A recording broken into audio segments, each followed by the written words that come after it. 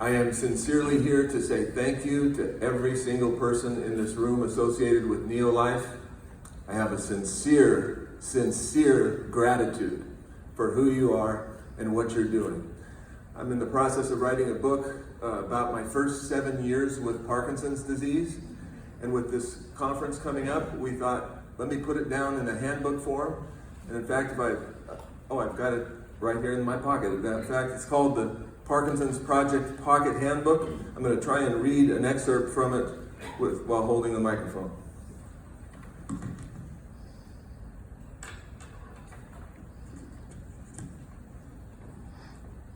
First thing I start to notice is an overall weakness in my right arm. As someone who's worked out in the gym pretty much all my life, I'm sensitive to even the slightest changes in my body regarding strength, coordination, dexterity, and balance. Within a matter of months, all these things are impacted significantly. Over the first 24 months since my diagnosis, my strength in the bench press decreases from 350 to 135 pounds.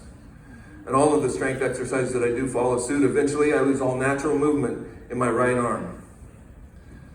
My wife referred to it as the prosthetic arm, affectionately. It was motionless for about 4 years.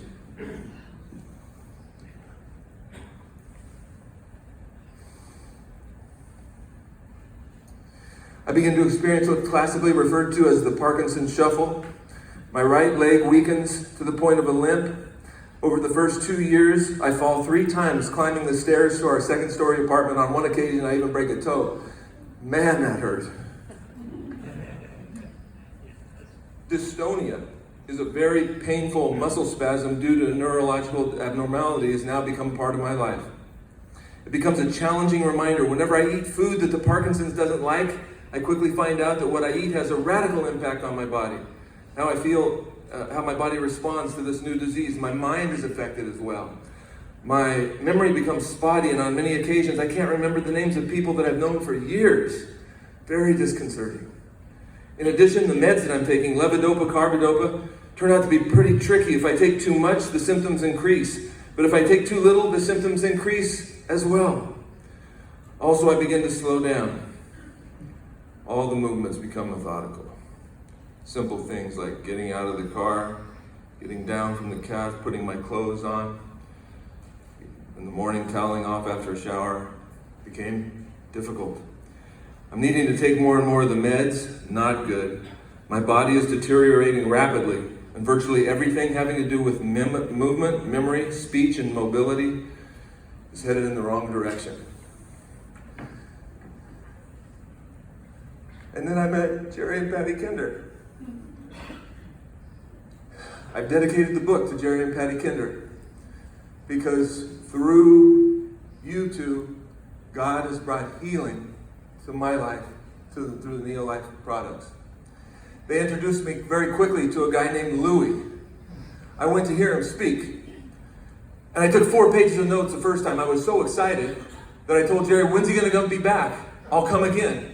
He was back. I came again. I took 4 more pages of notes that time. And then a third time he came back. And then a fourth time, I only took 3 pages of notes. Because he asked me to give a brief testimony, and I didn't need to take notes on my own stuff.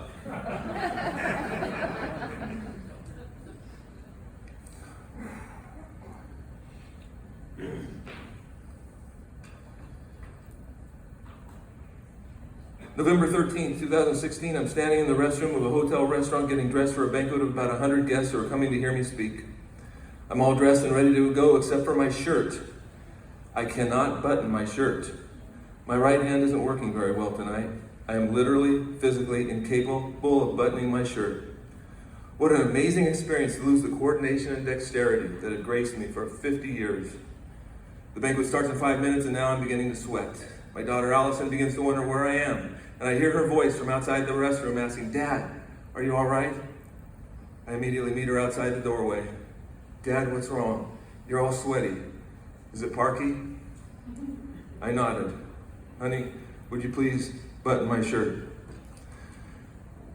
My youngest daughter, Jennifer, went off to college, and when she came back with an unexpected gift, and it was a love for golf.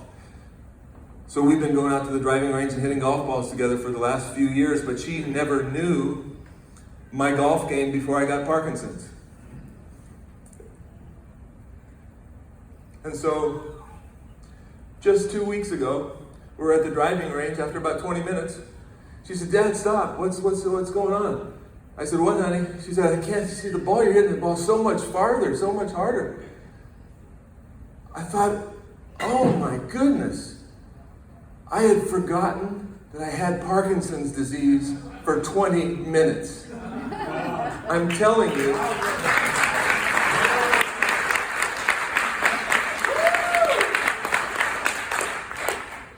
If you have a leg amputated, you're not going to forget if you have a leg amputated. LaVon Vaughn wrote that, no, that wasn't Parkinson's, that's her name, LaVon Vaughn, wrote the foreword to the booklet. I just want to say to you, LaVon, I've heard several people say, you have a great message, and you do. But in my mind, the best thing about you is you are the message. And you people, Neil Life people, there's a Bible verse that says, then you will again be able to distinguish between the righteous and the unrighteous, making a difference.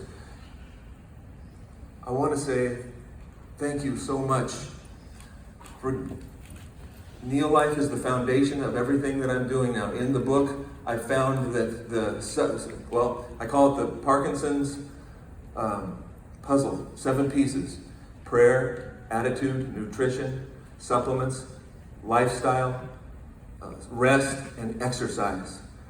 Every single one are important, but all of them come together for a synergy that has brought about for me 95% of my symptoms are either reversed or completely gone.